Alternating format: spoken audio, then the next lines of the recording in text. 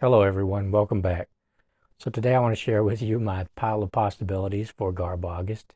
And GarbAugust is, as far as I'm concerned, one of the greatest events on all of Booktube. It was created by Ollie at Criminolly. And in August we celebrate reading trashy books. And I know some people don't like to think of books as, garbage or trash, but all it really means is we're celebrating books that really have no deeper meaning than just to be entertaining. They are the complete opposite of literature, They're just for fun. They're just meant to be entertaining, and that's all. And sometimes they can be schlocky, they can be um, dirty, just fun books, just pure fun. So I just thought that I would go through my possibilities and then just a few examples that I have. But maybe I might read some of them, I might not. And with all events, I try not to create a TBR. I just get some books together, and that way I have a shelf of books to get me through the month. And I can't, like I said, I can't promise to read all of these. I'm going to read a couple of them at least. To read all of them might fry my brain. So, so, uh, yeah, but I thought that I would talk about the ones that I'm most likely to read, and then I'll talk about a few that I just have. And I'm just going to get into it before I start rambling. I'm a bad rambler, I've noticed. So the first book is, and this is really interesting, and I'm always kind of wondering where like trash, where does trashy fiction end and begin? So this is Dark Dreaming by Pat Franklin. This is about a woman who moves into a new apartment, and she starts to see a man in her dreams, and then she sees him in real life. And I think this will either be really good or really terrible. I picked this up not too long ago. The next is City of the Dead by Brian Keene. This is a sequel of sorts to his book The Rising, which is a zombie novel where somehow demons start to inhabit the bodies of the dead, and all kinds of dead things, animals, people. I mean, and the people, the zombie people, they carry weapons and drive cars, and for some reason they act like really obnoxious teenagers. Uh, I liked The Rising, but there were parts of it where I was just kind of shaking my or scratching my head and thinking like, why did he make this decision? So this is the sequel to that, and I'm not exactly sure what this is about, except that there's some people who have gathered in a skyscraper and they are surviving this zombie apocalypse. And I don't know if I'm ready for this one, to be completely honest, because The Rising it was interesting, but it was a bit much. It was dirty, it was violent, it went some places.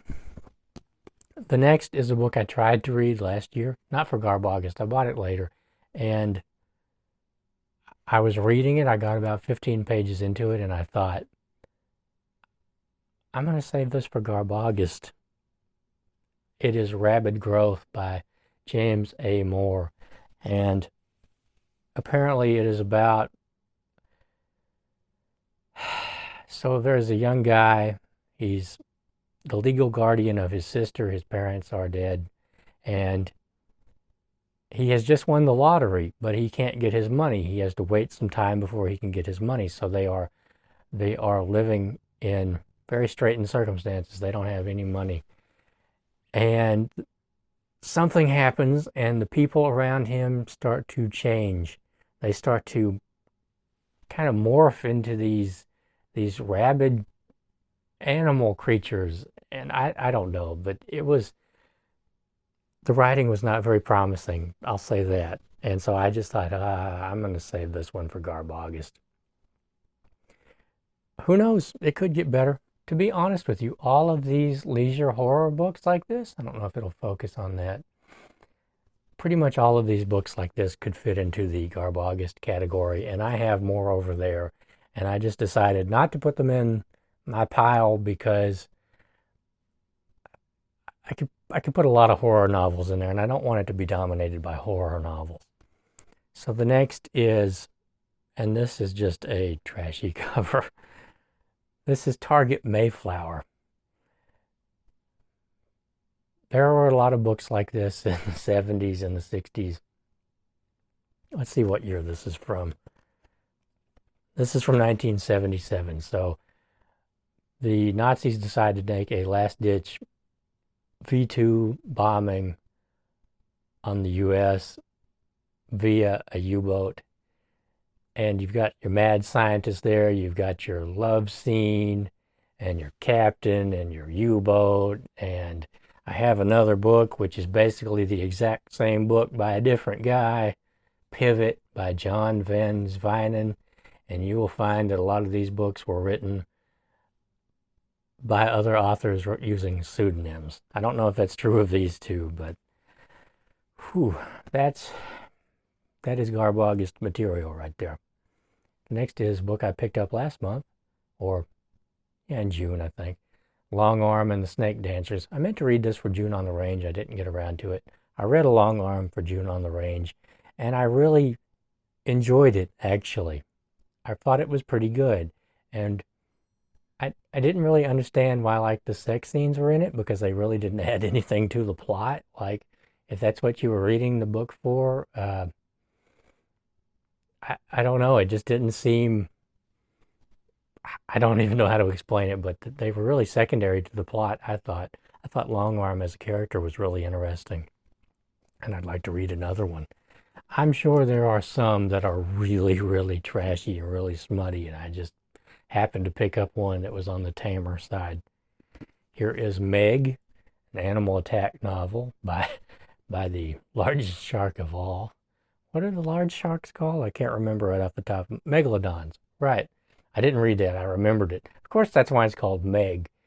And I will probably try to read this for GarbAugust, because I've really, really been enjoying animal attack novels in the last year. I don't know why, but I really have been enjoying animal attack novels. And I don't think I've read one about a shark yet. Stay out of the water, right? I mean, if there's a giant shark in the water, just stay out of the water. I mean, there's a funny John Panette joke about Jaws. I love John Panette, and he's no longer with us. But he had this joke about Jaws where just stay out of the water. He can't drive a car. He's not coming to get you. Here is a disaster novel, The Prometheus Crisis, by the two guys who wrote The Glass Inferno, which was the basis for the movie The Towering Inferno. And this is about, they build a nuclear power plant in California, and the moment they switch it on, it goes critical. So disaster novels pretty much always fit into the trashy end of the spectrum. Not always, but... Okay, so now I'm just going to show some more of the trashy books that I have on my shelves. And I have more than this. I really, I don't need GarbAugust to appreciate a trashy novel.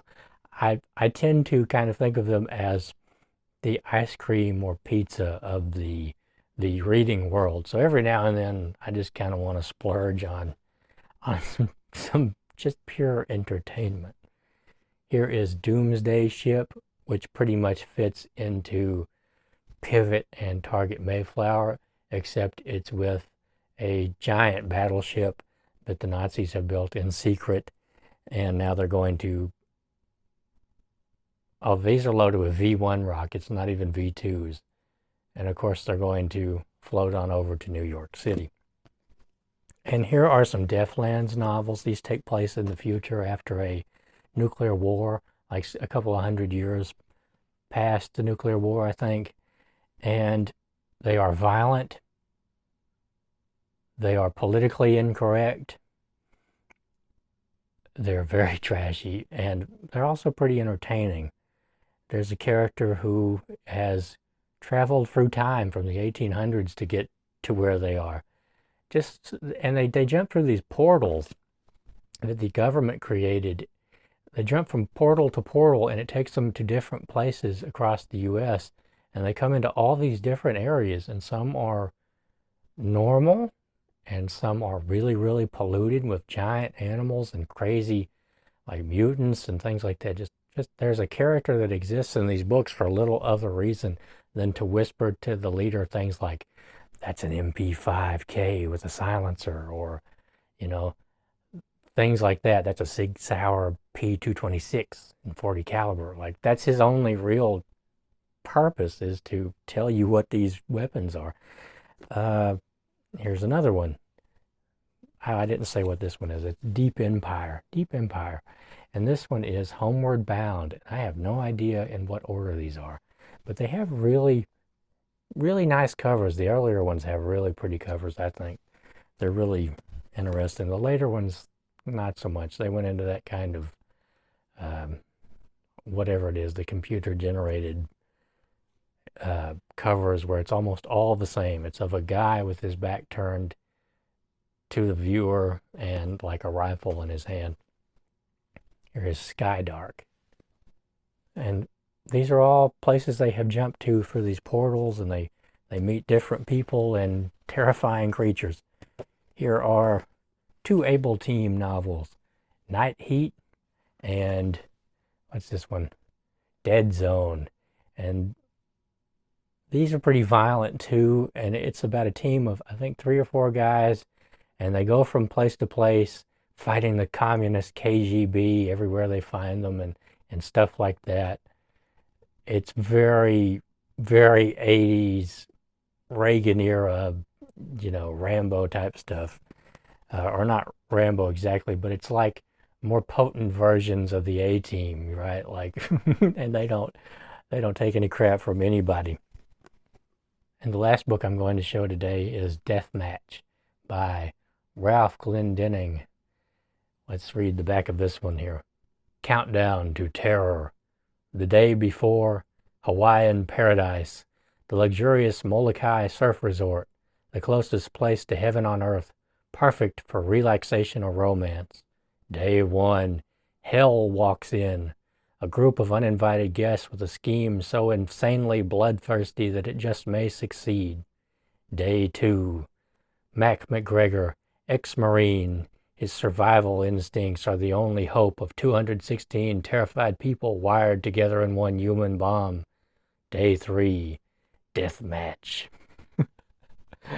That is quite a cover there. And that is the last book that I'm going to show you today. And I may show you some more as GarbAugust rolls on, and as